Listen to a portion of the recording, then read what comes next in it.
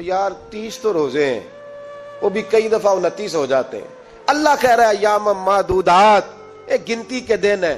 اور میرے بھائی کیا مصیبت ہے، میرا وقت نہیں گزر رہا. آپ یقین کریں اللہ جانتا ہے، ہم تو رمضان کو زنجیریں ڈالتے ہیں، یہ کام بھی رہ جاتا ہے رمضان گزر جاتا ہے، یہ بھی رہ جاتا ہے رمضان گزر جاتا ہے، یہ بھی نہیں ہو پاتا رمضان، پتہ نہیں کس وقت روزے آتے ہیں کب نکل جاتے ہیں. کہتے ہیں میرا وقت نہیں گزرتا تو میں ٹی وی دیکھتا ہوں. قرآن سارا پڑھ لیا ہے، حدیثوں کا مطالعہ ہو گیا، اپنی آخرت کے لیے نفل سارے پڑھ لیے، تسبیحات ساری ہو گئی. جو اب ٹائم نہیں گزرتا تھا تو ٹی وی پہ جا بیٹھے. کدھر چلے گئے ہم؟ علامہ اسماعیل حقی نے حدیث لکھی، حضرت عائشہ صدیقہ رضی اللہ تعالیٰ عنہ فرماتی ہیں، تفسیر روح البیان میں موجود ہے، کہتی ہیں ایک دن حضور اچانک میرے ساتھ آرام فرماتے بستر سے اٹھے نکل گئے. ہمیشہ نبی پاک علیہ السلام کا طریقہ مبارکہ تھا، جب رات کو تہجد کے لیے اٹھتے تو کہتے ابو بکر کی بیٹی حق تیرا ہے، وقت تیرا ہے، پر اگر تو اجازت دے تو میں اپنے اللہ کو راضی کر لوں. آج حضور نے پوچھا ہی نہیں، بستر سے اٹھے چلے گئے. کہتی میں اٹھی، میں نے دائیں بائیں دیکھا، محبوب نظر نہ آئے. حضور کی طامت استعمال شدہ پڑی تھی، وہ طامت میں نے اٹھا کے اوڑھ لی اور میں نکل گئی حضور کو تلاش کرنے. کہتی ہیں جب میں باہر گئی مسجد نبوی شریف کے ساتھ جنت البقیع کی جانب، نبی پاک سجدے میں تھے. کہتی ہیں میں گئی، تھوڑی دیر کھڑی ہوئی، حضور نے آہٹ سنی تو پوچھا تو کون ہے؟ میں نے کہا میں عائشہ ہوں. تو محبوب نے فرمایا یہ عائشہ کون ہے؟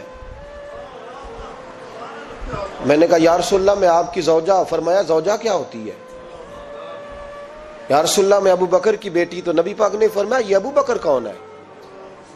حضرت عائشہ کہتی ہیں میرا کلیجہ پھٹنے کو آیا، میں وہاں سے پریشان حال واپس آئی.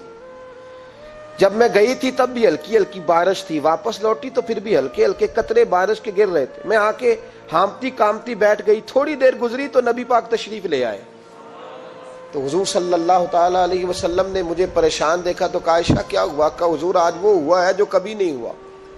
یا رسول اللہ میں پریشان ہو گئی ہوں. حضور عجیب بات ہے، میں گئی ہوں، آپ نے پوچھا کون ہے تو میں نے کہا میں عائشہ. کا عائشہ کون؟ آپ کی زوجہ. فرمایا زوجہ کون؟ ابو بکر کی بیٹی. کا ابو بکر کون؟ اور پھر حضور میں گئی ہوں تو میرے کپڑے بھیگ گئے، آپ آئے ہیں تو کپڑے خشک ہیں، سمجھ نہیں آئی. تو لفظ سنو حدیث کے، نبی پاک نے فرمایا عائشہ لی مع اللہ وقت، میرا اپنے اللہ کے ساتھ ایک وقت ہوتا ہے. کس کے ساتھ؟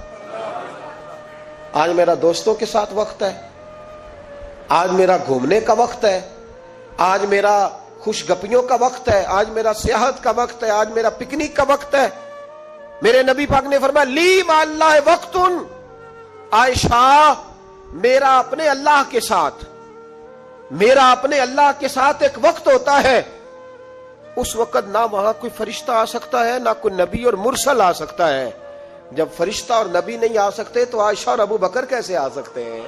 تو کہا یا رسول اللہ پھر وہاں ہوتا کون ہے؟ تو حضور فرمانے لگے ایک میں ہوتا ہوں، دوسرا میرا رب ہوتا ہے، تیسرا کوئی موجود نہیں ہوتا. امت کو درس دیا ایک وقت 24 گھنٹوں میں ایسا لایا کر جس میں تو اپنے رب کو دکھڑے سنائے، جس میں تو دعائیں مانگے، جس میں تو عرض و نیاز کرے، جس میں تو اپنے گناہوں کی معافی چاہے.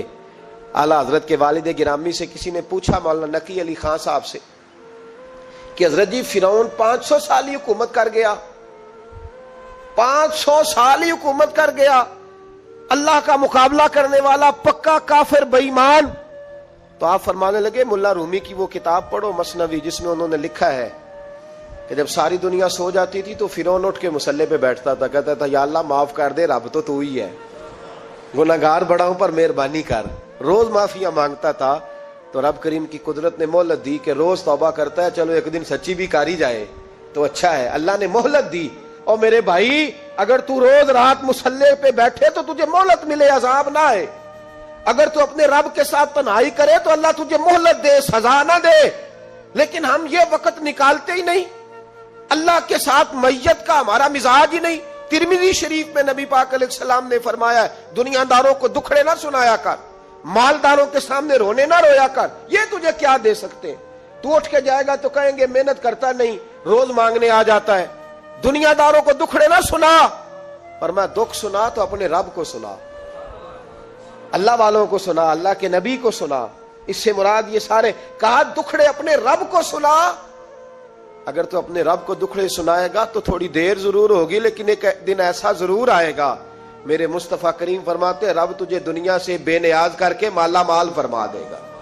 دھوکے کا مزاج نہ بنا، کینچی لے کے نہ گھوم کے کیسے جیب کاٹ سکتی، اللہ کو دکھڑے سنا۔ حضرت عائشہ عرض کرنے لگی حضور چلیں یہ تو سمجھ آ گئی، لیکن بارش مجھ پہ پڑی آپ پہ پڑی نہیں، تو کہا عائشہ تم نے اوڑا کیا تھا؟ کہا حضور آپ کی تامت، فرمایا بارش کوئی نہیں تھی، جب تو نے میری تامت لی تو خدا کی رحمتیں تم پر برسنے لگ گئی۔ تو حضور کے وجود سے لگی ہوئی چیز کوئی اوڑھ لے تو رحمت برستی ہے، تو میرے نبی کی مسجد چومنے سے کیوں رحمت نہیں برستی؟ جالی چومنے سے کیوں نہیں برستی؟ جہاں جہاں حضور رکے، جہاں جہاں نبی پاک ٹھہرے، وہاں جانے سے کرم کیوں نہیں ہوتا؟ تو عزیزو یاد رکھو، رمضان میں ایک ڈیوٹی آپ نے یہ کرنی ہے کہ عبادت کو وقت دیں، ٹائم نکالیں۔ جو اتنے سے بھی فارغ ہے نا، وہ 19ویں روزے تک کل فارغ ہو کے 20 کو اعتکاف بیٹھے۔ زندگی میں ایک دفعہ اعتکاف تو ویسے بڑا ضروری ہے، ہمارے بزرگوں نے لکھا ضروری ہے ایک بندہ اعتکاف کر لے زندگی میں ایک دفعہ، ہر سال کرے تو سنت ادا ہوگی۔ ویسے سنت مؤکدہ الکفایہ ہے، بستی میں اگر کوئی بھی نہ بیٹھے گا تو سارے گناہگار ہوں گے۔ ہم انشاءاللہ اس مسجد میں اس سال اجتماعی اعتکاف کریں گے۔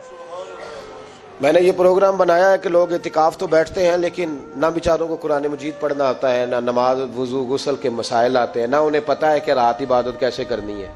تو میں نے یہ ارادہ کیا، اس سال میں نے معافی لیا ہاتھ باندھ کے، میں نے کہا یار سارا سال میں پورے ملک میں گھومتا ہوں، اس سال رمضان میں میرا ارادہ ہے میں صرف اپنے شہر میں رہوں، میں کہیں نہ جاؤں، تاکہ جو جہاں سے بھی چل کے آئے اسے فون نہ کرنا پڑے، میں اسے مل جاؤں ویسے ہی۔ تو میں انشاءاللہ تعالیٰ یہیں رہوں گا، اور رمضان کی 10 راتیں میں اپنے اعتکاف والوں کے ساتھ گزاروں گا انشاءاللہ تعالیٰ۔ یہاں آپ لوگ آئیں، جو سنجیدہ قسم کے لوگ ہیں ان کو ساتھ لائیں، وہ یہاں آ کے اعتکاف کریں۔ لنگر شریف بھی ہم دیں گے جو ہماری توفیق ہوگی، اور انشاءاللہ دونوں وقت دیں گے اپنی توفیق کے مطابق، اور یہ کوئی صدقہ زکوٰۃ خیرات سے نہیں ہوگا، یہ آپ ہمارے مہمان ہوں گے تو یہ مہمان نوازی ہوگی انشاءاللہ تعالیٰ۔ تو یہ اپیل آخر میں اعلان کرنا تھا، پر چلو بات آ گئی تو میں نے شروع میں کر دیا۔ یہاں ہم مقدور بھر کوشش کریں گے آپ کے لیے اجتماعی اعتکاف کا بندوبست، ہمارے جو دیگر طلباء علماء ہوں گے وہ بھی آپ کے ساتھ وقت گزاریں گے، وضو غسل نماز کی چیزیں سکھائیں گے آپ کو، قرآن مجید پڑھنا پڑھانا سکھائیں گے۔ 10 دنوں میں جو ممکن ہو سکے گا ہم انشاءاللہ تعالیٰ کریں گے۔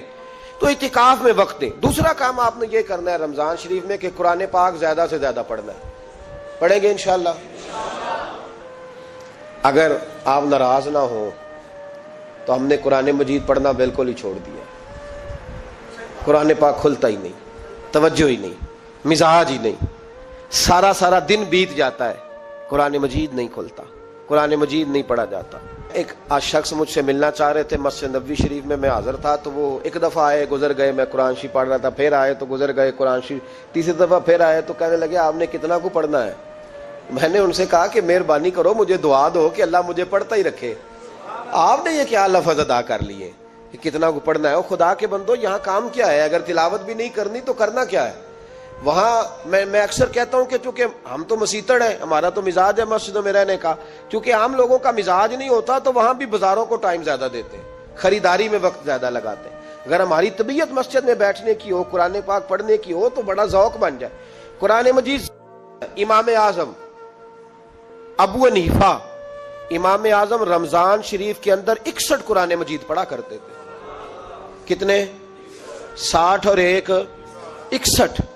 ایک قرآن شریف دن میں پڑھتے، ایک رات کو پڑھتے، پورے دن میں قرآن مجید ختم کرتے، ایک رات کو۔ اور آپ فرماتے ہیں 61واں قرآن مجید وہ تھا جو میں تراویحوں میں سنا کرتا تھا۔ 61 قرآن پاک آپ ہر رمضان میں پڑھا کرتے تھے۔ میری آپ سے گزارش ہے ایک سپارہ مسجد میں پڑھے رمضان میں، ایک سپارہ گھر میں پڑھے۔ مسجد میں پڑھیں گے تو مسجد کا حق ادا ہوگا، اور گھر میں قرآن پاک کھول کے بیٹھیں گے تو بچے بھی آ کے پاس بیٹھ جائیں گے، چھوٹے چھوٹے بچے۔ یہ کبھی تجربہ کرنا، یہ بخشش کا ذریعہ ہے۔ جب آپ بچوں کی ماں سویرے سویرے بڑا اچھا دوپٹہ لے کے اور مصلی بچھا کے اور قرآن مجید کی ریل رکھ کے اور پھر اس کو خوشبو لگا کے جب کھولتی ہے نا، تو اس کی جو 2-2.5 سال کی بچی ہوتی ہے وہ بھی کہیں سے دوپٹہ ڈھونڈنے لگ جاتی ہے، وہ بھی دوپٹہ لے کے آتی ہے اور دائیں بیٹھتی ہے۔ اس کا جو 4 سال کا بچہ ہوتا ہے نا، اگر ابا بیٹھا ہے تو 4 سال کا بچہ بھی کہیں سے ٹوپی ڈھونڈ کے لاتا ہے، اسے پڑھنا نہیں آتا، لیکن وہ بھی آ کے نا سپارہ لے کے بیٹھ جاتا ہے۔ میں نے دیکھا ہے بچے تھوڑا تھوڑا ہلنے لگتے ہیں۔ قسم اللہ کی عزت کی، مجھے ایسے لگتا ہے کہ جب بیٹیوں کے بیچ ماں بیٹھ کے قرآن پڑھتی ہے اور جب بیٹوں کے بیچ باپ بیٹھ کے قرآن پڑھتا ہے تو مجھے لگتا ہے خدا کے فرشتے بھی آسمان کے دروازے کھول کھول کے دیکھتے ہیں، کھول کھول کے دروازے دیکھتے ہیں کہ یہ کس طرح کا رنگ ہے کہ چھوٹا سا بچہ توتلی زبان. مجھے وہ حدیث پڑھ لینے دو جو امام جلال الدین سیوطی نے روایت لکھی ہے. فرمایا حضرت عیسیٰ علیہ السلام میں قبر کے پاس سے گزرے تو عذاب ہو رہا تھا، چند گھنٹوں کے بعد گزرے تو وہیں رحمتوں کا نزول ہو رہا تھا. حضرت عیسیٰ عرض کرنے لگے مولا میری مجال نہیں میں پوچھوں، چند گھنٹے پہلے یہاں عذاب تھا اب یہیں کرم ہو رہا ہے. اللہ اب اس نے کوئی نیک عمل کیا تو ہے نہیں، قبر میں تو عمل ختم ہو جاتا ہے، اتنا کرم کیسے؟ تو رب کریم نے فرمایا موسیٰ بندہ بڑا گناہگار تھا، پاپی تھا، سزا کا حقدار تھا، پر جب انتقال اس کا ہوا تو بیوی اس سے پہلے حاملہ تھی، اس کے انتقال کے 2-4 مہینے بعد بچہ پیدا ہوا، پھر اس بیوی نے بچہ پالا.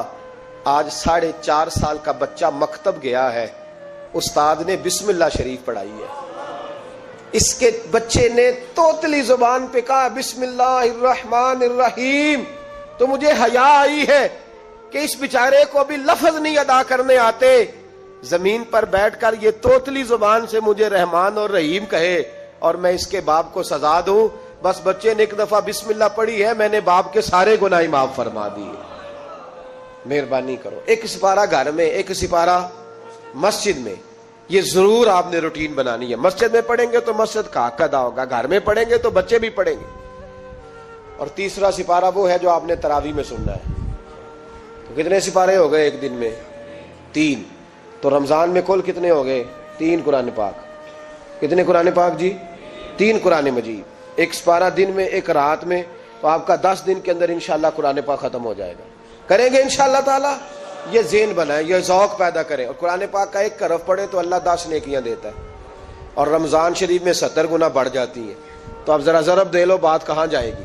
تو رمضان المبارک میں قرآن پاک سے میں نے کہا کوئی اخبار نہ دیکھو، کچھ نہ دیکھو، سارا دن بس قرآن پاک دیکھو، سارا دن قرآن مجید پڑھیں، قرآن پاک سے دل لگائیں. حضرت عبداللہ ابن مسعود رضی اللہ تعالیٰ عنہ فرماتے ہیں نبی پاک صلی اللہ علیہ وسلم نے مجھے بلا کے کہا مجھے قرآن پاک تو سنا. میں نے کہا یا رسول اللہ آپ پہ نازل ہوا میں آپ کو سناؤں؟ تو فرمایا میرا دل کر رہا ہے میں تجھ سے سنوں. حضور کو زیادہ آتا تھا نا، تو کبھی کبھی آپ سمجھ لیں کہ آپ کو زیادہ آتا ہے لیکن پھر بھی سامنے والے، میں اکثر کہتا ہوں مدرسے کے طلباء سے، میں کہتا ہوں آپ قاری اور حافظ تو ہو گئے ہو پر کبھی کسی اور سے بھی سنا کرو، کہا کرو سناؤ یار 2 آیتیں دل کر رہا ہے. حضرت ابی بن کعب رضی اللہ تعالیٰ عنہ کہتے ہیں نبی پاک تشریف لائے تو مجھے کہنے لگے ابی ادھر آ میں تجھے قرآن پاک سناؤں. میں نے کہا یا رسول اللہ مجھے فرمایا مجھے اللہ نے حکم دیا ہے کہ میں تمہیں سناؤں. حضرت ابی رو کے کہنے لگے یا رسول اللہ رب کریم نے میرا نام لیا ہے. میں کہاں وہ کہاں؟ فرمایا ہاں تیرا نام لیا ہے. رونے لگے، کہنے لگے حضور پھر تو میں بڑا خوش نصیب ہوں، سنائیے میں سنتا ہوں. تو حضور سننا بھی حضور کی سنت ہے، سنانا بھی نبی پاک کی سنت ہے. قرآن مجید کو سنیں. اور پھر یار دکھ کی بات ہے نا کہ پاسپورٹ کے دفتر تو میں 2.5 گھنٹے کھڑا رہوں، شناختی کارڈ کے لیے میں 1.25 گھنٹہ کھڑا رہوں، اور میں پہلی دفعہ سعودی عرب جاؤں تو امیگریشن کے لیے 2.5 گھنٹے بھی مجھے لائن میں لگنا پڑے تو میں لگا رہوں، دنیا داری کے لیے تو میں اتنا کھڑا رہوں، اور تراویح کے لیے مجھے 1 گھنٹہ نہ کھڑا ہوا جائے اور میں بہانے کرتا پھروں. تو پھر یاد رکھو وہ حضرت سیدہ اسماء کا کرتی تھی، نبی پاک نے مجھے کہا تھا اسماء اللہ کے راستے میں گن گن کے نہ دینا ورنہ وہ بھی تجھے گن گن کے دے گا. جب ہم رب کریم کو وقت اس طرح دیتے ہیں کہ دنیا داری کے لیے تو ساری ہمارے پاس ہمتیں موجود ہیں، اور تراویح کا وقت آیا تو بہانے ڈھونڈنے لگ گیا. تراویح کا وقت آیا تو وہ جو ہے اس نے شروع کر دی بات کہ جناب میرے فلان جگہ تکلیف ہے اور مجھے بلڈ پریشر ہو جاتا ہے تو پسینہ بڑا آتا ہے. تو اب تو آسانیاں ہی بڑی ہیں. صحابہ کہتے جب ہم مسجد نبی میں نماز پڑھنے جاتے تھے بارش ہوتی تھی تو مسجد میں پانی کھڑا ہوتا تھا، کیچڑ کھڑا بن جاتا تھا، تو ہم اپنی جھولیوں میں خشک مٹی ڈال کے لے جاتے تھے، اپنی اپنی جگہ بچھا لیتے مٹی، اور پھر ہم نماز پڑھتے تو ہمارے پیشانیوں پر بھی مٹی لگ جاتی. تو ایک صحابی جھاڑ رہے تھے تو نبی پاک نے فرمایا نہ جھاڑ، جب تک چہرے پہ رہے گی فرشتے درود بھیجتے رہیں گے. اب تو ایسی لگے ہوئے مسجد میں پھر بھی تو تراویح نہیں پڑھتا. تو ایک تو عبادت کو ٹائم دیں، دوسرا قرآن مجید زیادہ سے زیادہ پڑھیں، رمضان میں زیادہ سے زیادہ پڑھیں، مسجدوں میں ٹائم دیں. مجھے دکھ ہوتا ہے جب رمضان میں بھی نماز کے بعد مسجد کو تالا لگتا ہے. اگر ہم سارے آئیں مسجدوں میں، ہم رمضان شریف کے اندر وقت دیں، جس کے پاس ٹائم ہو وہ آ کے بیٹھ جائے, قرآن مجید کھول لے, تو میرا خیال ہے کہ مسجدیں بھی ہمیں دعا دیں گی کہ دیکھو ہر وقت انہوں نے میرے اندر تلاوت کی. ایک اور بات بھی عرض کرنی ہے, یہ مجھے کہا گیا ہے, میری اپنی طرف سے نہیں, یہ مجھے رکا دیا گیا ہے. کہہ دوں پکے نمازی ناراض تو نہیں ہو جائیں گے؟ جو پکے نمازی ہیں مسجدوں کے وہ میرے ساتھ وعدہ کریں, ناراض تو نہیں ہو جائیں گے؟ نہیں تسی نہیں بول دے, تساں ہو جانا. پکے بول دے نہیں پے, پکے گھور دینے پے. پکے نمازی, یہ پکے نمازیوں سے بات, ناراض تو نہیں ہو جائیں گے؟ یہ بول کے بتائیں, انشاءاللہ کہیں.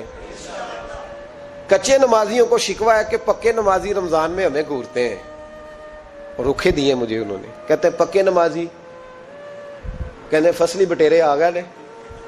یہ زیادتی ہے, یہ ظلم ہے. آپ پکے نمازی ہیں تو مہربانی کریں, آپ وہ جو آپ نے صاف لاٹ کرائی ہے نا اپنے نام پکی, کہ اتنے میں بہنا روز تو کتوں آ گیا, یہ چھوڑ دیں آپ, مہربانی کریں. یہ اللہ کا گھر ہے, یہ کسی کے نام رجسٹری ہو سکتی. جو آیا ہے نا بیچارہ, چلو کبھی کبھی صحیح, مہربانی کریں اس کو ٹائم دیں, بیٹھنے دیں, کچھ نہیں ہونے لگا. اور جب وہ آئے نا تو دعا کریں, جب اس کو دیکھیں تو کہ یا اللہ یہ آیا ہے تو ہمیشہ آتا ہی رہے, اس کو دعا دیں. مہربانی, بچے شکوا کرتے ہیں, کہتے ہیں پکے نمازی سانس نہیں لینے دیتے مسجد میں. اور ایک بات اور, یہ حضرت علی کا قول ہے, اس کو دل کی تختی پہ لکھ لینا, دل کی تختی پہ شیر خدا کی شیروں جیسی باتیں.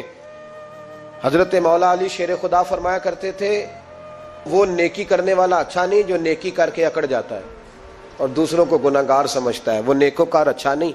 فرمایا کرتے تھے اس سے وہ گناہگار اچھا ہے جو گناہ کر کے کم از کم شرمندہ تو ہوتا ہے نا. فرماتے ہیں جو گناہ کر کے شرمندہ ہو وہ زیادہ اچھا ہے اس سے جو نیکی کر کے اکڑ جائے. تو تھوڑی سی نیکی کر کے, پرہیزگاری کر کے ساری دنیا کو گناہگار سمجھنے لگ جانا, یہ تو بت پیدا کر لیا ہے تو نے اپنے اندر. اس بت کو توڑ دے.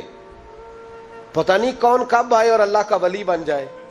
کوئی آیا لے کے چلا گیا, کوئی عمر بھر بھی نہ پا سکا. میرے مولا تجھ سے گلا نہیں, یہ تو اپنا اپنا نصیب ہے. تو مہربانی کریں پکے نمازی, تھوڑی شفقت کریں. یہ میں سب سے نہیں کہہ رہا, جو گھورتے ہیں صرف ان سے کہہ رہا ہوں. کچھ پکے نمازی ہیں تو الحمدللہ دل کے بھی بڑے پکے ہیں, سوچ کے بھی بڑے پکے ہیں, اچھے ہیں, خوبصورت لوگ. لیکن کچھ ایسے لوگ ہیں, ہمارے شہر کے ایک ڈاکٹر صاحب ہیں, میں نے کہا آپ نماز مسجد میں پڑھا کریں.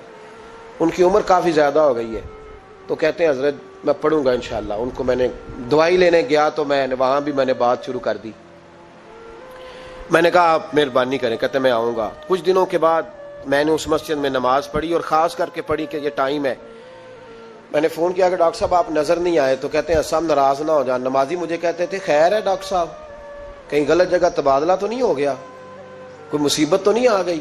تو کہتا ہے مجھے شرم سی آتی ہے کہ نمازی اس طرح, ویسے بھی میں گیا نہیں, 60 سال عمر ہو گئی, تو اب نمازی تو یہ آپ کیا کر رہے ہیں؟ ہم کوئی اللہ کی رحمت کے منشی ہیں کہ ہم سے پوچھ کے وہ دے گا جس کو دے گا؟ کیا کرتے ہو؟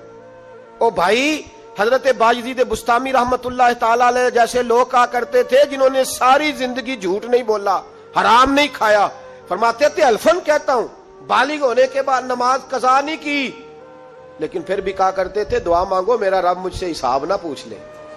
حساب والا نہیں ہوں میں, درگزر والا ہوں.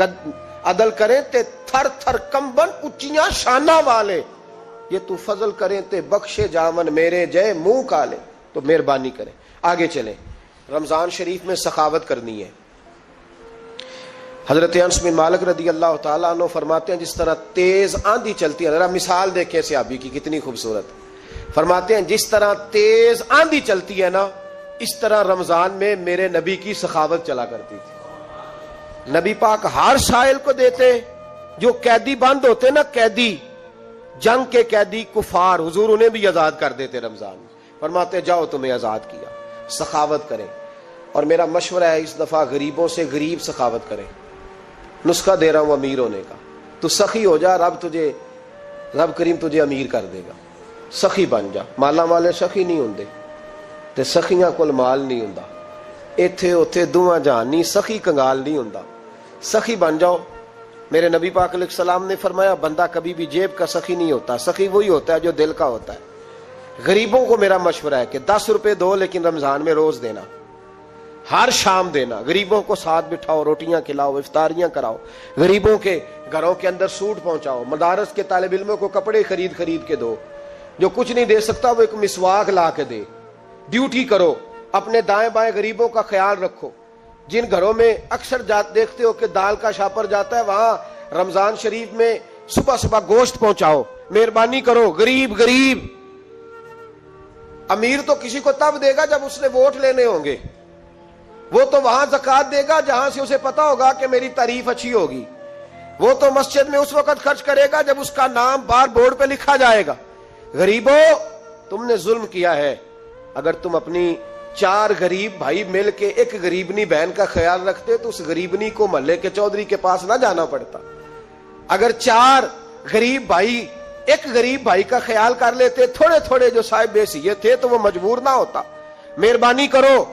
حضرت عبداللہ ابن عمر رضی اللہ تعالیٰ عنہ ہر روز مدینے کے مسکینوں کو ڈھونڈ کے لاتے تھے. فرماتے تھے کہ ان کو ایک تھیلا دینا میں عزت نہیں سمجھتا. ڈھونڈ کے لاتے غریبوں کو اور اپنے سامنے دسترخوان بچھاتے رمضان میں, اور پھر ان پہ کھانے چنتے اور فرماتے غریب کھائیں گے تو میرا اللہ راضی ہوگا. ساتھ بٹھا کے کھلاتے. ایک بڑی عجیب بات ہو گئی, گھروں میں ہو جاتی ہے. جن گھروں میں زیادہ مہمان آتے ہیں وہاں یہ مسئلے بن جاتے ہیں. ایک دن زوجہ کہنے لگی کھانا آپ کا یہ آج مہمان کو نہ لائیے گا. کہہ دیتی ہیں نا بیویاں کبھی کبھی, یہ نافرمانی نہیں. اگر آپ کو کھڑا کیا جائے نا رمضان میں روزہ رکھ کے باورچی خانے تو لگ پتا جائے, اس کو نافرمانی نہ سمجھے. بیوی نے پکا کے نہیں دیا جی. تو حضرت عبداللہ ابن عمر کی زوجہ کہنے لگی آپ کا کھانا ہے, مہمانوں کا کوئی نہیں. تو حضرت عبداللہ ابن عمر کہنے لگے اللہ تجھے جزا دے, تو روز پکا کے دیتی ہے, چل اس طرح کر مجھے سرکہ اور کھجور دے دے, روٹی میرے مہمان کو دے دے. تو آپ کی زوجہ رو پڑی, کہنے لگی اگر آپ افطاری والوں کا اتنا خیال کرتے ہیں تو میں نہ کروں. مجھے 10-20 منٹ کا ٹائم دے, میں اپنے اوپر وزن بوجھ ڈالوں گی, میں تھوڑی مشقت میں پڑوں گی, لیکن مہمانوں کے لیے افطاری کا ضرور بندوبست کروں گی. ہمارے ہاں تو افطاریاں بھی سیاسی ہیں, ووٹ اکٹھے کرنے کے لیے افطاریاں. اور ڈرو اللہ سے. کس کس نام پہ لوگ دنیا داری کریں گے, کس کس نام. غریبوں کو کھلاؤ کھانا جن کو سارا سال گوشت ملتا ہے ان کی. میں کل یونیورسٹی میں کہہ رہا تھا کہ بڑا ہاتھی ہوتا ہے پر بادشاہ شیر ہوتا ہے, اس لیے کہ شیر ہفتے میں 1 دن گوشت کھاتا ہے. اگر روز کھائے نا تو اس سے بھی نہ اٹھا جائے, جس طرح ہم سے نہیں اٹھا جاتا, اس سے اٹھا کوئی نہ جائے. وہ ہفتے میں 1 دن کھاتا. مگرمچھ سب سے دلیر جانور ہے دریائی جانوروں میں سے, لیکن 24 گھنٹے میں 700 گرام کھانا کھاتی ہے. اور شیر کا بھی پنجہ پکڑ لے تو شیر چھڑا نہیں سکتا. روٹی کھا کھا کے تو حال ہی کوئی نہیں قوم کا. تو مہربانی فرمائے, فاقہ آپ کو طاقتور کرے گا, اور جتنا زیادہ انسان کھاتا ہے شہوانی قوتیں زیادہ ہوتی ہیں. اس لیے نبی پاک نے کہا تھا نوجوانوں کو یا شادی کر لو یا روزے رکھا کرو. اگر زیادہ روٹیاں کھاؤ گے تو تمہارے اندر نفسانی اور شہوانی قوتیں زیادہ پروان چڑھیں. تو مہربانی فرمائے رمضان میں غریبوں کے فاقوں کا خیال کریں, انہیں پہنچا کے آئیں, گھر جا کے دے کے آئیں. میں اکثر یہ روتا ہوں کہ ہماری مسجدوں میں نا 27ویں کو قاری صاحب کو سوٹ ملتا ہے. اس کے پیچھے سازش یہ ہوتی ہے کہ 27ویں روزے نہ تو درزی پکڑے گا نہ سی کے دے گا. تو ہم یہ سازش کرتے ہیں کہ دین جنانا ہوئے مولوی بھی ساڑھے ورگا سوٹ پا لے عید تے پھر ساڑھے جی چودھری جی تے مولوی جی فرق ہی رہ گیا. تو 27ویں کو اس لیے دیتے ہو کہ درزی نہ پکڑے. اس بیچارے کو دینا ہے تو یکم رمضان کو دو. اس کو حضرت جی میرے والا جوڑا پہن کے آپ نے تراویاں پڑھانی ہے, یہ جمعہ آپ نے میرے سوٹ سے. مہربانی کریں آپ جو آپ کے اپنے علاقے کے مسجد کے قراء ہیں, حفاظ ہیں, طالب علم ہیں, ان کو رمضان شریف سے شروع ہونے سے پہلے, اور کسی گھر میں آپ لنگر پہنچاتے ہیں 20ویں روزے تو 20 روزے تو فاقے سے انہوں نے رکھ لیے, اب آپ گھی لے کے پہنچ گئے. اگر رمضان کی نیت کر کے رمضان سے پہلے بھی دو گے تو اللہ رمضان جتنا ہی اجر عطا فرمائے گا. فطرانہ یکم رمضان کو دے دو مہربانی کرو, تاکہ غریب کے گھر کے اندر چولہا صحیح جلے, اس کے بچے بھی کھانا صحیح کھائیں. میری یہ گزارش ہے کہ اگر آپ نے کسی غریب کی بچی کو کپڑا, لباس اور غریبوں کو کچھ لے کے دینا ہے تو رمضان سے پہلے لے کے دیں, تاکہ درزیوں کا ریٹ کم ہو, وہ کام جو ہے وہ جلدی ہو جائے. اور میری گزارش ہے مسلمانوں سے کہ اپنے سارے کام رمضان سے پہلے سمیٹ لو. اتنے قیمتی دن دوبارہ نہیں ملیں گے جو زندگی میں رمضان دوبارہ سے آ رہا. سارے کام پہلے کر لو. ہمارے ہاں تو آپ یقین کر لیں نہ درزی تراویاں پڑھتا ہے, نہ کپڑوں والا پڑھتا ہے, نہ کاج بٹن والا پڑھتا ہے, نہ نلکی والا پڑھتا ہے. وہ کہتے ہیں جی راشی سارا ان دنوں میں. وہ جو آخری 10 راتیں ہوتی ہیں نا رمضان کی, حضرت عائشہ صدیقہ رضی اللہ تعالیٰ عنہ فرماتی ہیں حضور ہمیں نفل کے لیے نہیں جگاتے تھے, پر رمضان کے آخری 10 دن فرماتے اٹھو, یہ سونے کا ٹائم نہیں. اور ہمارا وہی ٹائم سارا بازاروں میں گزر جاتا ہے. وہ جو کچھ لینے کا وقت ہے، شب قدر تلاش کرنے کا وقت ہے، وہ سارا ہم بازاروں میں گزارتے ہیں. ہم انشاءاللہ تعالی رمضان کی آخری 10 راتوں میں شب بیداری کریں گے، محفل کریں گے، تلاوت کریں گے، تسبیح پڑھیں گے، جو ہم سے ہو سکے گا. مسجدوں کا رخ کریں، یہاں پہنچ سکتے ہیں تو یہاں پہنچ جائیں، لیکن اپنا وقت ضائع نہ کریں.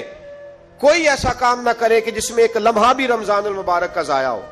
آخری بات سنیں، رمضان میں ہم نے کیا کرنا ہے. سارا سال دین کے لیے کوشش کی ضرورت ہے. سارا سال ہم جب کہیں جا کے دین کی بات کرتے ہیں تو ہمیں ایسا لگتا ہے کہ یہ لوگ بیچارے ترس رہے تھے کہ کاش کبھی پہلے ہمیں بات سننے کو ملتی. دین کی بات کی ہر وقت ضرورت ہے. رمضان کے اندر لوہا گرم ہوتا ہے. کیوں بھلا؟ شیطان قید ہو جاتا ہے. پہلے جب دین کا کام ہوتا ہے تو دو قوتیں آپس میں لڑتی ہیں. ہم تبلیغ کرتے ہیں، ایک دوسرے کو پیغام دیتے ہیں. شیطان جواب کے اندر کیا کرتا ہے کہ جب ہم یہاں کسی آدمی نے بات کی یا سنی تو بڑا دل نرم ہو گیا، لیکن جب گھر گئے تو شیطان نے پھر وسوسہ ڈال دی. رمضان میں ایسے نہیں ہوتا، صرف تبلیغ ہوتی ہے، شیطان قید ہوتا ہے، وہ کوئی غلط مشورہ دینے کی پوزیشن میں نہیں ہوتا. اب ہمیں کیا کرنا چاہیے کہ تبلیغ زیادہ کرنی چاہیے. جد و جہد کریں، اتنی جد و جہد کریں کہ یہ رمضان جو آنے والا ہے اللہ تعالیٰ اسے امت مسلمہ کی عزت کا مہینہ بنا دے. اور رمضان جیسے ہی جائے